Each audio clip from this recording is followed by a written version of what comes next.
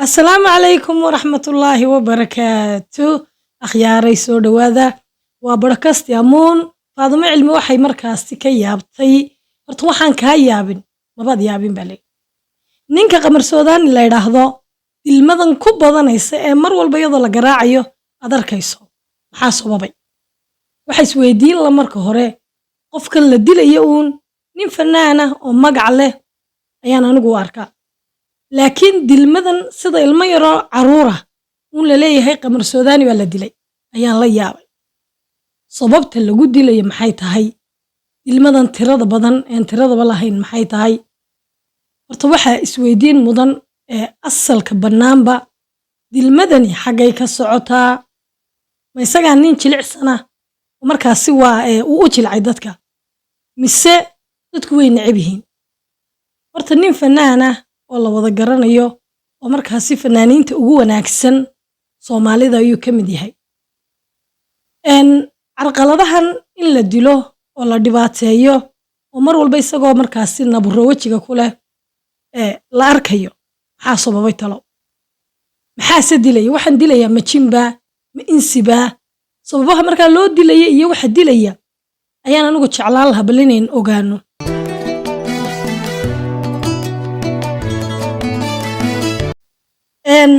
akhyaaray horta anigu waxaan maqlay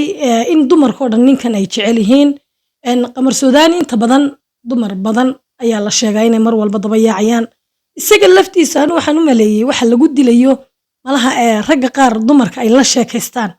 ayuu ninkan ka qaadaa baan u malayn dabadeedna arrimo la xiriira arrinkaasi ayay raggani markaasi ay ku dilayaan way u dhowdahay wayna u eg tahay in markaasi dumarka oo isaga raacaya raggii jecel ay ka ridanayaan sidoo kale waxa dhici karta ninkan inuu shalmad raac yahay baan maqlay waad aragteen inuu dumar badan ilaa 3 dumar ah uu soo guursaday laba dumar oo caan ah oo markaasi ugbaad aragsan oo fanaanada sidoo kale Rayaan Bajaaj oo gabadh markaasi iska shaqaysato oo iyadu dadka shaqaysta caanka ah kamid ah gabadh kale waxa jirta iyadu dibadda markaasi ka timid oo guursaday dumar badan buu guursaday laakiin sida markaasi aan maqlay waxa la yiri waa shalmad raac dumarkuna ma diidaan marka ma arrimahaasi ayaa talo lagu dilayaa oo waa ka 3 dumar durba guursaday mise waxa lagu dilayaa arrimo kale oo jilaa xagiisa laga dareemay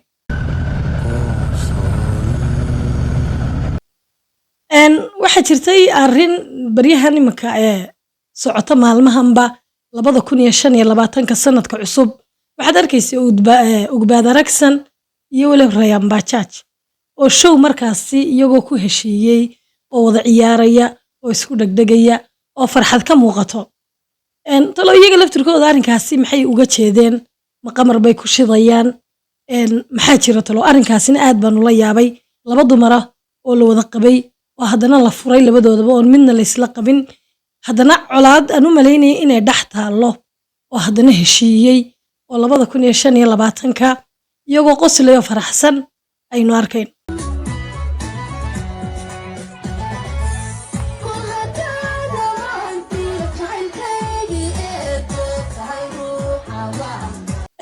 akhyaartayda igu xiran horta 2025 durba waxyaalo hordhacaya arkaysa gabadha la oran jiray Xaliimo Gobaad waxaynu arkaynaa iyadoo xashka joogta oo markaasi ka toobad keentay fankii oo tiri anigu dib dambe uma heesayo intii horena Ilaahay hayga dambi dhaafo 2025 kana waxaynu arkaynay iyadoo show markaasi ay Yurub Kenya lahayd markaasi Sweden aan filayo in lagu qabanayay ay ka qayb ahayd heesta ay ku heesaysay waa hees reexa mara oo cid waliba garanayso waa heesihii hore ha ahaato laakiin sida ay islahayd waa si sharciga iyo diiniyanba aan markaasi ku wanaagsanayn oo aan fiicnayn raxmaankii ina sameeyayna wayna arkaya marna adigoo xashki jooga oo leh waan ka baxay fankii marna adigiyo si aynaan garanayn aad isleedahay gacantii rabbina way jirtaayo Ilaahay uu ku qaban karaa Ilaahay baa gabadhan markaasi wax la jecel wanaagna la jecel sida anigu aan dareemayo way sigatay waxaad arkaysaa khiyaar iyadoo si xun u niikinaysa oo dhaxda mara ku xidhatay aan idhaahdee barida ku xidhatay qof baaba kolley jir wanaagsan dumarku way kala jir wanaagsan yihiin qof baaba jir qurux badan la soo joogsadaa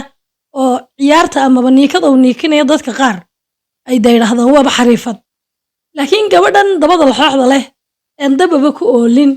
haddana si ay isleedahay anshaxumada iyo bilaa-adabnimada aynu arkaynin ilaahay sameeyey inaganayna sameeyey gabadhaa waxbuu tusay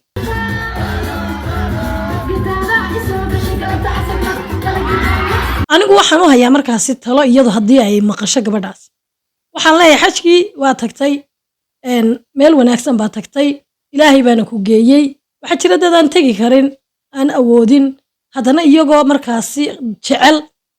ku fikiraya inay wax wanaagsan markaasi ay ku fikiraan